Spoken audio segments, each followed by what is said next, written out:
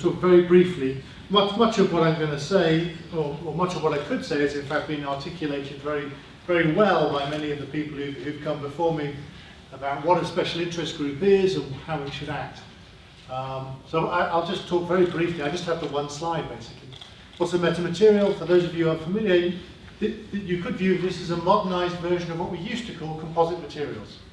We wish to design materials that have properties that perhaps are unknown to nature. We might wish to design materials that have an effective negative mass. We might want to design special materials that could act as seismic shields or in acoustic cloaks or acoustic carpets so that we can hide things or redirect sound around things. We want to design the materials of the future. And to some extent, the field of metamaterials is a relatively new one. It was initiated, one could argue when it was initiated, but it was roughly initiated in around the year 2000. And in fact, many of the scientists who did this were based in the UK. So to some extent, we do have a first mover advantage. Historically, it was based in electromagnetics.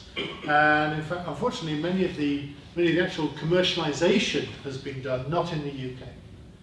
And I would fear that the same is true with acoustic metamaterials, that many of the ideas will come forward here, but maybe commercialized somewhere else. The purpose of having something like a special interest group is to attempt to connect these modern new ideas with industry, preferably in the UK, but also with our European friends, of which we have several here.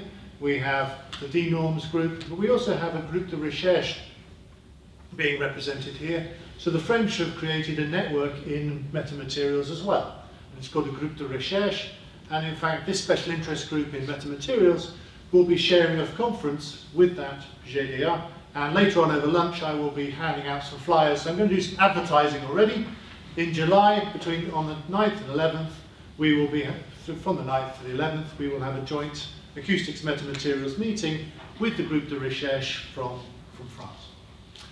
So we will view metamaterials, acoustic metamaterials in a very broad sense. This will include vibration as in elastic metamaterials, and that will connect naturally with the SIG in non-destructive evaluation, for instance.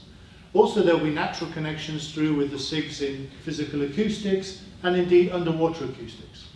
So I would hope that the special interest group that we form would collaborate internationally through the links we already have, bring in industry so that we can help transfer the best, newest ideas as rapidly and sensibly as we can to industry, that we can collectively work together to build things such as large-scale grants.